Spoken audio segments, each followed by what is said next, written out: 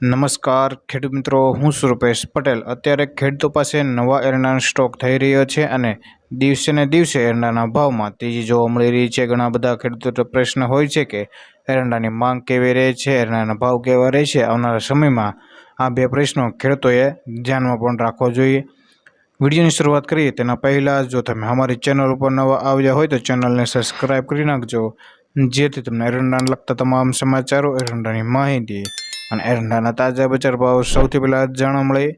તો મિત્રો, કારણ કે ખેડૂતોએ રાત દિવસ મહેનત કરીને આ ધાન પકવતા હોય છે, એટલે તેના ભાવ પણ તેમને સારા મળવા જોઈએ। ભારતની અંદર ફક્ત એવા 4 રાજ્યો છે કે જે એરંડાને પકવતા હોય છે, જેમાં ગુજરાત, રાજસ્થાન અને અન્ય 2 રાજ્યો છે તે એરંડાનું ઉત્પાદન કરે છે। ભારતની અંદર કુલ 2.25 થી માંડીને 2.75 કરોડ ટનનું ઉત્પાદન થાય તેવી સંભાવનાઓ રહેલી છે અને માત્ર ગુજરાતની વાત કરીએ તો 1 કરોડ 15 લાખ ટનનું ઉત્પાદન થાય તેવી ધારણાઓ રહેલી છે। અને જો ખેડૂતો, ખાસ બાબત એ છે કે કારખાનાઓ, વખારો, મિલો પાસે એરંડાનો કોઈ મોટો સ્ટોક નથી અને એટલે એરંડાની માંગ સાથે જરૂરિયાત ખૂબ જ જરૂરી છે, જેથી ખેડૂતો હાલ એરંડાની બજાર પર ખૂબ જ તેજી જોવા મળી રહી છે।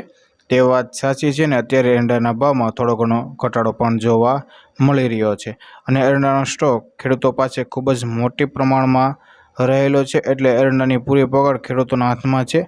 ઘણા વર્ષોથી એરંડાના ભાવ સાવ નબળા જોવા મળ્યા હતા, પરંતુ તેની સામે આ વર્ષે એરંડાનો સ્ટોક ના હોવાના કારણે ખેડૂતોને એરંડાના ભાવ ધારે તેવા મળી શકે તેવી શક્યતાઓ હાલ રહેલી છે। જ્યાં સુધી એરંડાનો સ્ટોક સરકાર કે અન્ય ઉદ્યોગો પાસે નથી, તેથી એરંડાના ભાવ સારા જોવા મળશે અને હજી એરંડાના ભાવ 1450 થાય તેવી સંભાવનાઓ રહેલી છે। અને અત્યારે જે પરિબળો હું તમને જણાવી રહ્યો છું તે બજારની સ્થિતિ જણાવી રહ્યો છું, ત્યારે તમારે પોતાના અનુભવથી કામ કરવાનું રહેશે અને જે સરકારે ટેકાના ભાવ નક્કી કર્યા છે જે 1400 ની ઉપર અથવા તો 1400 ની નીચે પણ જોવા મળી શકે।